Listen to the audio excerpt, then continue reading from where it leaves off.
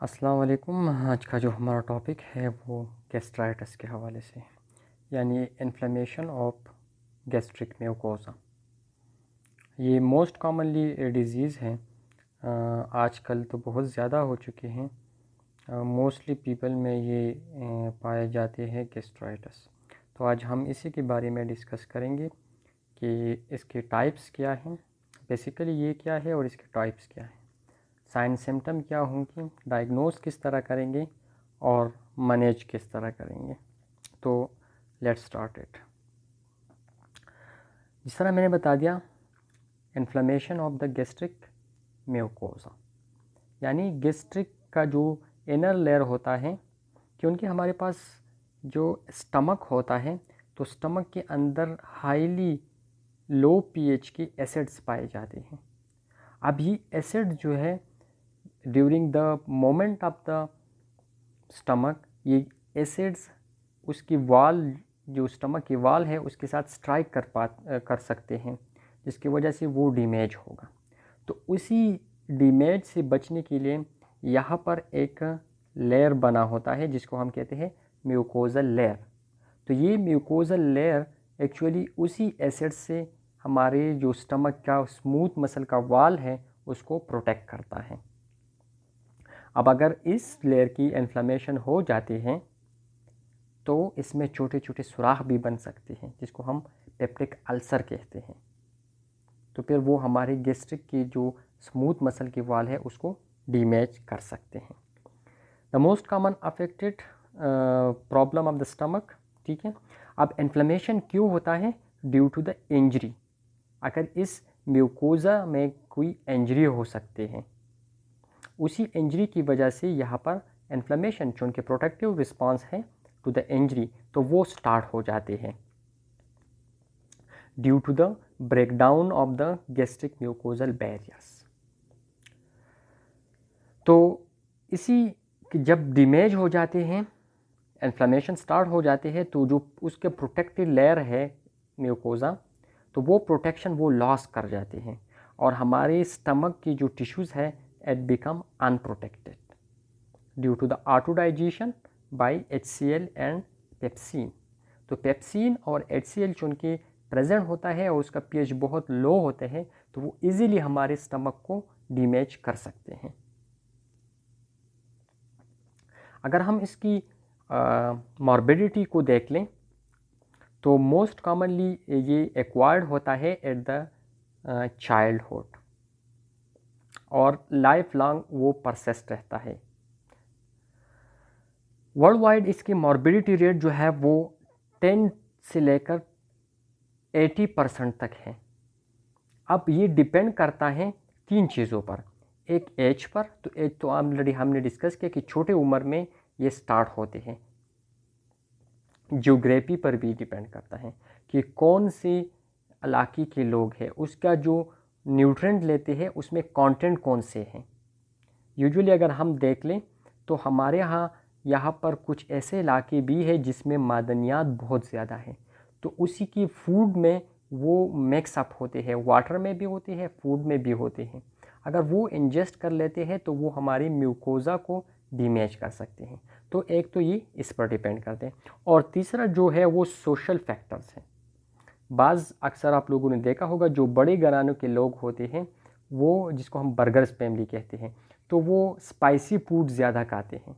तो वही spicy food वाले लोग जो है उसका म्यूकोजल बैरियर जल्दी डैमेज होता है as compare to those people which depends on the natural food.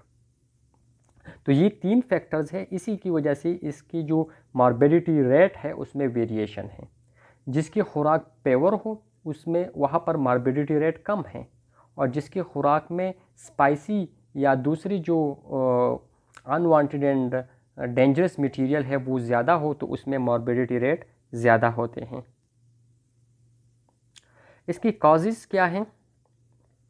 तो एक तो heavy smoking, particularly smokeless tobacco जो है, क्योंकि स्मोकलेस टोबैको जो है वो उसकी जो मटेरियल है वो जैसे हम इंजेक्शन करते हैं तो उसी इंजेक्शन के साथ वो अंदर स्टमक की तरफ जाते हैं, तो वो आसानी के साथ उसको डैमेज कर सकते हैं। Severe stress condition like burn, trauma and shock, ये बहुत स्ट्रेसफुल कंडीशन है फॉर द बॉडी, तो इसी कंडीशंस में भी गैस्ट्राइटिस हो सकते हैं। Infection like staphylococcus and H pylori, particularly जो एच पाइलोरी रिलेटेड इन्फेक्शन है उसमें चांसेस ऑफ गैस्ट्राइटिस ज़्यादा होते हैं। साइकोलॉजिकल स्ट्रेस की वजह से भी चांसेस ज़्यादा होते हैं कि उनकी साइकोलॉजिकल स्ट्रेस में सिंपैथेटिक एक्टिविटी वो ज़्यादा होते हैं, और जब सिंपैथेटिक एक्टिविटी इंक्रीज़ हो जाती है तो हमारे गैस्ट्रोइंटेस्टाइनल ट्रैक्ट को ब्लड सप्लाई कम हो जाते हैं, तो वहाँ पर इस्कीमिक इंजरी होते हैं। उसी इस्कीमिक इंजरी की वजह से गैस्ट्राइटिस इजीली आ सकते हैं। और एक है एनजी ट्यूब। ये एनजी ट्यूब कैसे कहते हैं कि जब कोई खुद खुराक नहीं ले सकते तो उसको हम एक नोज़ के ज़रिए स्टमक तक एक ट्यूब पास करते हैं, जिसके थ्रू हम उसे खुराक देते हैं। अब ये एनजी ट्यूब जो उनकी फिज़िकल बॉडी है तो वो वहाँ पर फिज़िकल डैमेज काज कर सकते हैं अगर प्रॉपरली सही एक्सपर्टीज़ के साथ उसको इंसर्ट नहीं किया गया। इसके अलावा ड्रग्स हैं। ड्रग्स में हमारे पास जो लोग डिपेंडेंट होते हैं एनसेड के ऊपर, तो उसमें चांसेस ऑफ गैस्ट्राइटिस ये बहुत ज़्यादा कॉमन कॉज है एनसेड रिलेटेड गैस्ट्राइटिस। पर्टिकुलरली हमारे पास जो एस्पिरिन या आइब्रोपिन है उससे रिलेटेड ये ज़्यादा होते हैं।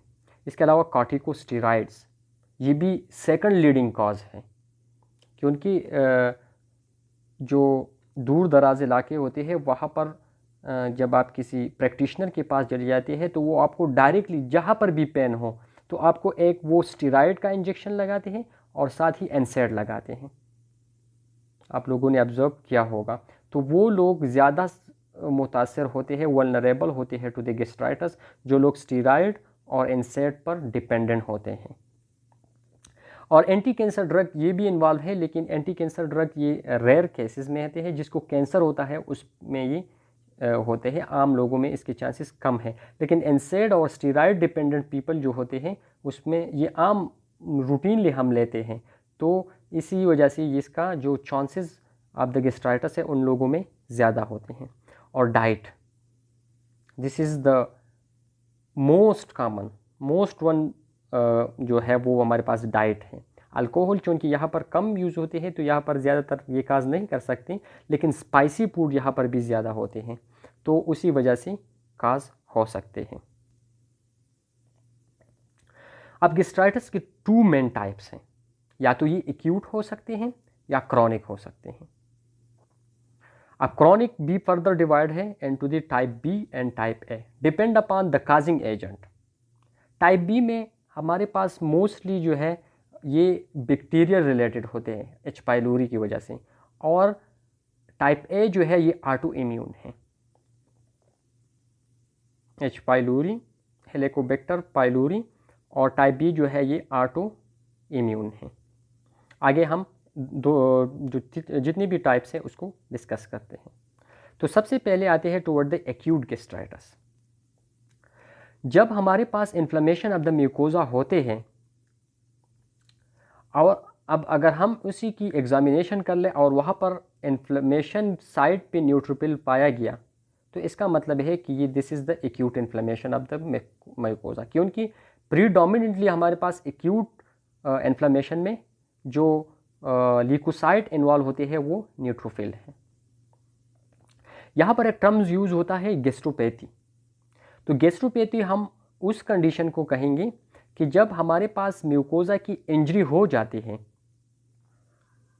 और रीजनरेशन भी वहाँ पर स्टार्ट हो, इंजरी हो गया और फिर रीजनरेशन स्टार्ट हो गया एज अ रिपेयर मैकेनिज्म, लेकिन कोई इन्फ्लेमेटरी सेल वहाँ पर नहीं होता या अमाउंट में कम होते हैं, तो फिर सच कंडीशन को हम गैस्ट्राइटिस नहीं बल्कि गैस्ट्रोपैथी कहेंगे।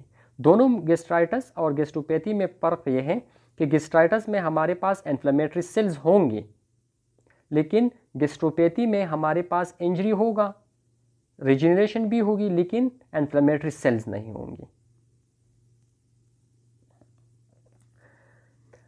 अब एक्यूट गैस्ट्राइटिस को लीजन के हवाले से कि कौन से एरिया ये अफेक्ट करते हैं, उसकी बेस पे इनको 3 टाइप्स में डिवाइड किया गया है। एक है हमारे पास एक्यूट सुपरफिशियल गैस्ट्राइटिस, जो कि superficial layer of the mucosa जो है उसको अफेक्ट करते हैं, तो इसको हम नाम से जाहिर है एक्यूट सुपरफिशियल। एक है एरोजिव गैस्ट्राइटिस, जिसमें सपोज ये हमारे पास म्यूकोजा है, ठीक है, अगर सुपरफिशियल इसको अफेक्ट किया गया है तो this is the acute superficial. लेकिन अगर यहाँ पर छोटे छोटे जोन्स जो है, मल्टीपल जोन, यहाँ पर भी अफेक्ट किया, यहाँ पर भी अफेक्ट किया, यहाँ पर भी अफेक्ट किया, तो मुख्तलिफ जोन में स्मॉल जोन्स में ये अफेक्ट जो इन्फ्लेमेशन है ये मौजूद है, तो फिर इसको हम एरोजिव गैस्ट्राइटिस कहेंगे। और तीसरा जो है वो एक्यूट गैस्ट्रिक अल्सरेशन है। This is the severe form, कि इसमें हमारे पास जो टोटल गैस्ट्रिक म्यूकोजा है वो इन्वॉल्व होते हैं, वहाँ पर इन्फ्लेमेशन होते हैं, पूरा गैस्ट्रिक तो वो इन्वॉल्व होते हैं, तो इसलिए हम इसको एक्यूट गैस्ट्रिक अल्सरेशन जो है कहते हैं। अब इसका मैकेनिज़्म किस तरह होगा, तो जिस तरह मैंने स्टार्ट में बता दिया कि हमारे पास गैस्ट्रिक में जो स्टमक है उसमें एसिड होते हैं और उसका पीएच बहुत ज़्यादा कम होते हैं, क्लोज टू द 1, तो 1 is more acidic, this is something more acidic, ठीक है, तकरीबन ब्लड से 1 मिलियन टाइम ज़्यादा एसिडिक है। तो ये आसानी के साथ हमारा जो म्यूकोजा है उसको क्रॉस करके स्टमक वॉल के साथ स्ट्राइक कर सकते हैं अगर वहाँ पर कोई प्रॉब्लम जो है वो मौजूद है। अब ये हार्श कंडीशन, ये इतना लो पीएच क्यों रखा गया है, तो for the purpose of digestion, ताकि डाइजेशन आसानी के साथ हो, लेकिन वहाँ पर पोटेंशियल डैमेज के चांसेस भी ज़्यादा होते हैं। अब मुख्तलिफ मैकेनिज़्म इन्वॉल्व हैं जो कि हमारा जो गैस्ट्रिक का वॉल है उसको प्रोटेक्ट करते हैं from such harsh and low acidic pH, acid का उससे प्रोटेक्ट करते हैं। मुख्तलिफ मैकेनिज़्म इसमें इन्वॉल्व हैं, यहाँ पर वो उसको हम डिस्कस कर लेते हैं। अब ये एसिडिटी किसकी वजह से है, गैस्ट्रिक एसिडिटी, ये एक हमारे पास एंजाइम है, पेप्टिक एंजाइम लाइक पेप्सिन, और दूसरा हमारे पास HCl है। तो गैस्ट्रिक म्यूकोजा यहाँ पर मौजूद है और ये म्यूकोजा जो है इसी पेप्सिन और एसिड को, HCl को स्टेबलाइज करते हैं और वहाँ अंदर नहीं जाने देते। अब क्यों नहीं जाने देते, due to the presence of different defence mechanism like surface mucus secretion, mucus जो उनके अल्कलाइन होते हैं तो वो उसको स्टेबलाइज करते हैं। बाइकार्बोनेट, बाइकार्बोनेट अगेन अल्कलाइन होते हैं। ब्लड फ्लो, जो उनके ब्लड का पीएच इससे कहीं ज़्यादा है तो वो इसको भी न्यूट्रलाइज करते हैं। और प्रोस्टाग्लैंडिन सिंथेसिस, तो ये डिफरेंट मैकेनिज्म है जो हमारे लो पीएच एसिड और पेप्सिन को स्टेबलाइज करते हैं और उसे गैस्ट्रिक म्यूकोज लेयर की तरफ, जो आउटर लेयर है उसके तरफ जाने नहीं देते।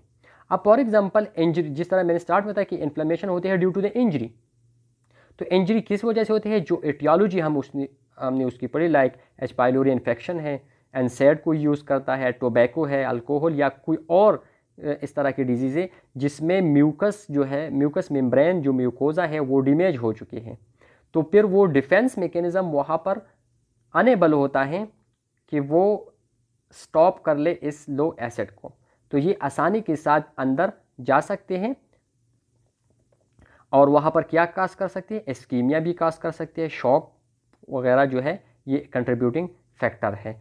तो इसकी वजह से फिर वहाँ पर इन्फ्लेमेशन होगी, एक्यूट इन्फ्लेमेशन होगा, एक्यूट इन्फ्लेमेशन में न्यूट्रोफिल इन्वॉल्व होगी, ग्रेनुलेशन टिश्यूज बनेंगी, रीजनरेशन एंड फाइब्रोसिस का प्रोसेस होगा एंड फाइनली वहाँ पर अल्सर बनेगा। अब क्रोनिक गैस्ट्राइटिस की तरफ आते हैं, तो अगर हमारे पास क्रोनिक इन्फ्लेमेटरी चेंजेस मौजूद हैं तो दिस इज क्रोनिक गैस्ट्राइटिस, यानी acute gastritis is converted into the chronic inflammation. तो क्रोनिक कंडीशन में वहाँ पर क्या होगा, एट्रोपी होगा जो गैस्ट्रिक म्यूकोजा है उसका, और वहाँ पर मेटाप्लेजिया होगा, जो एपिथेलियल सेल है वो कन्वर्ट होंगी into the other form of the epithelial cell, यानी चेंजेस उसमें होगी, तो दैट इज़ द मेटाप्लेजिया। तो ये दो चेंजेस हमारे पास कहाँ पर होंगे? क्रोनिक गैस्ट्राइटिस में, जबकि एक्यूट गैस्ट्राइटिस में ये नहीं होते। अब जिस तरह मैंने बता दिया कि type B this is depend upon the bacteria, और टाइप ए जो है वो डिपेंड करते हैं ऑटो इम्यून प्रॉब्लम पे। तो इसमें जो इन्वॉल्व बैक्टीरिया है that is the Helicobacter pylori. Mostly जो हेलिकोबैक्टर पाइलोरी इंड्यूस गैस्ट्राइटिस है वो हमारे पास एंट्रम ऑफ द स्टमक में होते हैं, यानी बॉडी और फंडस जो है वो उससे प्रोटेक्ट होते, एंट्रल रीजन में वो प्रेजेंट होते हैं, और इसमें एसिड प्रोडक्शन भी ज़्यादा होते हैं। कुछ इंडिविजुअल इस तरह भी है जिसमें ये बॉडी और फंडस को भी इन्वॉल्व करते हैं, लेकिन मोस्ट कॉमनली ये एंट्रल रीजन पे होते हैं, याद रखें। तो इसमें क्या होगा? इसमें ये होगा कि ये जो एंट्रल गैस्ट्राइटिस है ये एक्सटेंड करेगा, ये आगे फॉरवर्ड होगा इनटू द इंटेस्टाइनल रीजन, और इंटेस्टाइनल रीजन में क्या होगा? मेटाप्लेजिया। जो नॉर्मल सेल है वो कन्वर्ट होंगे into the another type of cell जो एपिथेलियम है, ठीक है। तो चांसेस ऑफ गैस्ट्रिक कैंसर ज़्यादा होंगे इसमें। दूसरा, जिस तरह हमने बता दिया कि इसमें एट्रोपी होगा, तो atrophy of the parietal cell होगा, ठीक है। पेराइटल सेल जो है वो उसका साइज कम होता जाएगा, और एसिड सिक्रीशन भी ज़्यादा होंगे। इसके अलावा जो वहाँ पर लिम्फ नोड मौजूद है उसकी एलोंगेशन होगी, तो इसकी वजह से गैस्ट्रिक लिम्फोमा होगा।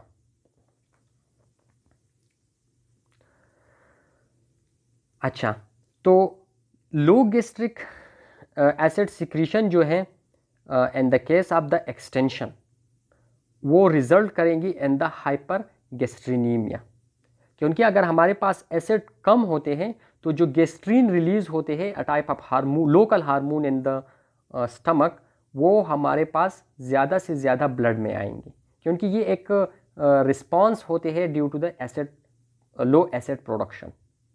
लेकिन अगर आपके साथ वो एंट्रल रीजन तक कन्फाइंड है तो उसमें फिर एसिड की सिक्रीशन ज़्यादा होगी। इसका मैकेनिज्म क्या होगा कि एच पाइलोरी जो है वो गैस्ट्रिक म्यूकस में एडॉप्ट कर जाते हैं, वहाँ पर वो डिवाइड होते हैं, प्रोलिफरेट होते हैं, ठीक है, क्योंकि वो अपने आप को उस माहौल के साथ एडॉप्ट करते हैं और वहाँ पर अपना निच बनाते हैं। तो जैसे ही वो डिवाइड होते हैं, नंबर में इंक्रीज होते हैं, तो वो गैस्ट्रिक म्यूकोजा के अंदर चले जाते हैं। और जब गैस्ट्रिक म्यूकोजा के अंदर चले जाते हैं तो वो डिफरेंट मैकेनिज्म के थ्रू फिर अपना जो वायरुलेंस है, जो अपना जो कोर्स ऑफ द डिजीज़ है वो कॉज करते हैं। तो वो हमारे पास 4 तरीके हैं जिसके ज़रिए एच पाइलोरी अपना वायरुलेंस शो करते हैं। पहला उसका ये है कि जो फ्लैजिलम उसमें मौजूद होते हैं बैक्टीरिया में, तो वो इसको अलाउ करते हैं टू मूव, क्योंकि flagella is use for the moment of the bacterium, तो वो इसको मोमेंट प्रोवाइड करते हैं जो कि विस्कस, क्योंकि म्यूकस जो होते हैं वो विस्कस होते हैं, उसमें मोमेंट जो है वो डिफ़िकल्ट होते हैं। लेकिन हमारे पास बैक्टीरिया में फ्लैजिला मौजूद होते हैं, तो वो फ्लैजिला इसको मोमेंट प्रोवाइड करते हैं एंड सच विस्कस म्यूकस। दूसरा हमारे पास है यूरिएज एंजाइम। यूरिएज एंजाइम क्या करते हैं? जो हमारी एंडोजीनियस यूरिया है, जो हमारे बॉडी के अपना यूरिया है, उसको कन्वर्ट करते हैं इनटू द एमोनिया, और एमोनिया जो है वो पीएच को इंक्रीज करते हैं। अब हाई पीएच में हमारे पास जो बैक्टीरियल ग्रोथ है वो अच्छा होता है, क्योंकि स्टमक का पीएच लो होता है। जिस तरह मैंने स्टार्ट में बता दिया कि वो it is very low pH that is present in the mucosa near to the 1, तो उसमें बैक्टीरिया ग्रोथ नहीं कर सकते, न सर्वाइव कर सकते हैं। तो due to the presence of ammonia वहाँ पर पीएच अल्कलाइन की तरफ जाएगा, यानी इंक्रीज होगा, तो हाई पीएच में फिर वो आसानी के साथ सर्वाइव कर सकते हैं। और तीसरा है एडहेसिन। एडहेसिन मॉलिक्यूल जो है उसकी प्रेजेंस हमारे साथ क्या करते हैं? बैक्टीरिया की एडहेरेंस एक्टिविटी जो है वो उसको इंक्रीज कर सकते हैं। Adhesin is a sticky like substances, तो वो बैक्टीरिया को स्टेक करते हैं on the surface of the mucosa. और तीसरा है टॉक्सिन। तो जो टॉक्सिन होते हैं वो हमारे पास अल्सर एंड कैंसर के डेवलपमेंट में फिर हेल्प करते हैं। तो ये 4 मैकेनिज्म है। एक मोमेंट है, मोमेंट इजीली होते हैं due to the presence of flagellum. दूसरा वहाँ पर उसका सर्वाइव के लिए मीडियम ज़्यादा करते हैं due to the presence of ammonia. और तीसरा एडहेयर होते हैं due to the presence of adhesin. और चौथा जो है वो फिर टॉक्सिन रिलीज करते हैं जो कि अपना डिजीज काज करते हैं in the form of ulcer और कैंसर। तो इस वायरुलेंस की जो मैकेनिज्म हमने पढ़ी, इससे क्या होगा कि जो बैक्टीरिया की होते हैं वो हमारे पास म्यूकोजा के डिफेंस सिस्टम और डैमेज सिस्टम दोनों को इम्बैलेंस करते हैं। नॉर्मली जो डिफेंस और डैमेज होते हैं वो बैलेंस में होते हैं क्योंकि म्यूकोजा इंटैक्ट है। अब म्यूकोजा डिस्टर्ब हो गया तो यहाँ पर डिफेंस जो है, डिफेंस और डैमेज ये दोनों डिस्टर्ब हो गया। अब डिफेंस जो है वो कम है और डैमेज ज़्यादा होगा। टाइप ए में क्या होगा कि type A is due to the autoimmune lesion. इसमें ऑटो इम्यून सिस्टम जो है वो इन्वॉल्व होते हैं और इसमें भी क्या होगा, गैस्ट्रिक एट्रोपी होगी। मेटाप्लेजिया इसमें कम होगा और एट्रोपी ज़्यादा होगी। और ये एंट्रम में नहीं होता, बाकी जो पार्ट ऑफ द गैस्ट्रिक है उसमें कहीं पर भी हो सकते हैं, जबकि हमारे पास टाइप बी जो थे वो एंट्रम में ज़्यादा होते थे। इसका पैथोजेनिसिटी किस तरह होगी? सबसे पहले एंटीबॉडीज़ जो है वो एक्सपोज होते हैं to the parietal cell, autoantibodies and the fundus and body. Antrum जिस तरह मैंने बताया कि उसमें नहीं होता, तो फंडस और बॉडी में होगा, तो वहाँ पर एंटीबॉडीज़ प्रोड्यूस होंगी और वो एक्सपोज होंगे टुवर्ड द म्यूकोजा। तो due to the exposure of antibodies वहाँ पर इंट्रिंसिक फैक्टर जो है वो डेफिशिएंट होगा। तो इंट्रिंसिक फैक्टर का मेन काम क्या है कि वो विटामिन B12 को एब्जॉर्ब करते हैं फ्रॉम द न्यूट्रिएंट्स। अब आपके साथ इंट्रिंसिक फैक्टर कम है तो विटामिन बी जो है वो B12 जो है वो एब्जॉर्ब नहीं होगा। तो due to the deficiency of vitamin B12 वहाँ पर परनीशियस एनीमिया काज होगा और साथ ही न्यूरोलॉजिकल चेंजेस होंगे। दूसरा, due to the exposure of antibodies क्या होते हैं कि एसिड की सिक्रीशन जो है वो कम हो जाती है, जिसको हम कहते हैं एक्लोरहाइड्रिया, यानी HCl जो है वो कम प्रोड्यूस होगी, हाइड्रोक्लोरिक एसिड कम प्रोड्यूस होंगी, जिसकी वजह से हाइपर गैस्ट्रीनीमिया हो, गैस्ट्रीन ज़्यादा प्रोड्यूस होंगी तो ब्लड में सीरम लेवल ऑफ गैस्ट्रीन जो है वो भी हाई होगा। सीरम पेप्सिनोजिन लेवल कम होंगी और साथ ही क्या होगा, एंट्रल एंडोक्राइन हाइपरप्लेजिया होगा। एंट्रम रीजन में सेल प्रोडक्शन ज़्यादा होगी। तो ये तो हमारे पास थी टाइप्स कि किस तरह वो डेवलप होते हैं, टाइप्स, ठीक है। अब ओवरऑल गैस्ट्राइटिस में हमारे पास साइन सिम्टम क्या होंगे? तो मोस्टली इनिशियल स्टेजेस में गैस्ट्रोपैथी और गैस्ट्राइटिस दोनों एसिम्प्टोमेटिक होते हैं, लेकिन बाद में जब ये इसकी सिवियरिटी इंक्रीज होते जाते हैं तो मुख्तलिफ साइन सिम्टम अपीयर हो जाते हैं। सबसे पहले हमारे पास क्या होगा, एपिगेस्ट्रिक रीजन जो स्टमक के इर्द गिर्द एरिया है वहाँ पर पेन प्रोड्यूस होगा ड्यू टू द इन्फ्लेमेशन, क्योंकि इन्फ्लेमेशन का एक फैक्टर हमारे पास पेन है। दूसरा क्या होगा, एनोरेक्सिया होगा। अगर एक्यूट है तो उसमें मोस्ट प्रोबेबली एनोरेक्सिया होगा क्योंकि उसमें एसिड ज़्यादा होंगे। फीलिंग ऑफ फुलनेस, स्टमक जो है हर वक्त इस तरह फील होगा कि उसमें फूड मौजूद है, और नाज़िया एंड वोमिटिंग भी होंगे। अब सीवियर कंडीशन में फिर क्या होगा, म्यूकोजल एरोजन होगा, अल्सरेशन होगा, ठीक है, और छोटी कैपिलरीज जो है वो हेमरेजिक होंगी, जिसकी वजह से फिर क्या होगा, हेमाटिमेसिस होगा एंड मेलिना। वोमिटिंग में भी जो है वो क्या आएंगे, ब्लड आएंगी, ठीक है, और मेलिना भी प्रोड्यूस होगा, और साथ ही massive blood loss and the stool जो है वो भी हो सकते हैं, लेकिन वो बहुत ज़्यादा सीवियर कंडीशन में होते हैं। तो डायग्नोसिस अब इसके इजी है, चूँकि हमने पढ़ा कि इसमें H. पाइलोरी इन्वॉल्व है, तो आप सिंपल सीरोलॉजिकल टेस्ट कर लें, ब्लड CS, तो ब्लड CS में आपको एंटी H. पाइलोरी एंटीबॉडीज़ जो है वो नज़र आएंगे। इसके अलावा स्टूल आरी, वो भी पार द ऑर्गेनिज्म कि कौन सा बैक्टीरिया इन्वॉल्व है। और इसके अलावा हम करते हैं गैस्ट्रिक बायोप्सी। गैस्ट्रिक बायोप्सी में हम बैक्टीरियल कल्चर करते हैं ताकि बैक्टीरिया को फाइंड आउट करें। PCR करते हैं, पॉलीमरेज चेन रिएक्शन, और कार्सिनोमा की जो मार्कर्स होते हैं उसको फाइंड आउट करते हैं। इसके अलावा हम एडवांस अगर चले जाते हैं सीवियर कंडीशन में, तो उसमें हम एंडोस्कोपिक एग्जामिनेशन करते हैं कि एक कैमरा इंसर्ट करते हैं इनटू द स्टमक और वहाँ पर देखते हैं कि उसके जो फोल्ड्स होते हैं म्यूकोजा की, उसमें क्या क्या चेंजेस आए हैं। और इसके अलावा CBC करते हैं फॉर द एनीमिया, क्योंकि हमने पढ़ा कि विटामिन B12 की डिफिशियंसी की वजह से परनीशियस एनीमिया हो सकते हैं, तो उसके लिए हम CBC करते हैं। मैनेजमेंट, जो मोस्ट इफेक्टिव मैनेजमेंट इसमें है वो लाइफस्टाइल चेंजेस है। आपने डाइट में चेंजेस लाना होगा, स्पाइसी फूड अवॉइड करने होगी, अल्कोहल एंड स्मोकिंग को भी या स्मोकलेस टोबैको को भी जो है उससे प्रिवेंट करेंगे। अगर वोमिटिंग मौजूद है तो आप फूड नहीं देंगे। NPO का मतलब है नील पर ओरल, यानी उसको फूड नहीं देंगे, उसको पैरेंटल न्यूट्रिशन वेंस के थ्रू जो है उसको न्यूट्रिएंट्स देंगे। फ्लूइड ज़्यादा देंगे क्योंकि उसमें नाज़िया एंड वोमिटिंग और बाज़ औक़ात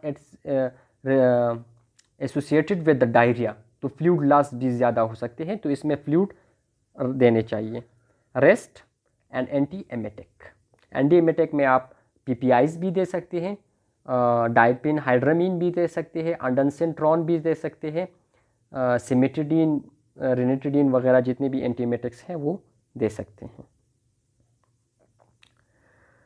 इसके अलावा अगर आप फूड देना चाहते हैं लेकिन वो वोमिट करते हैं तो आप NG ट्यूब भी पास कर सकते हैं।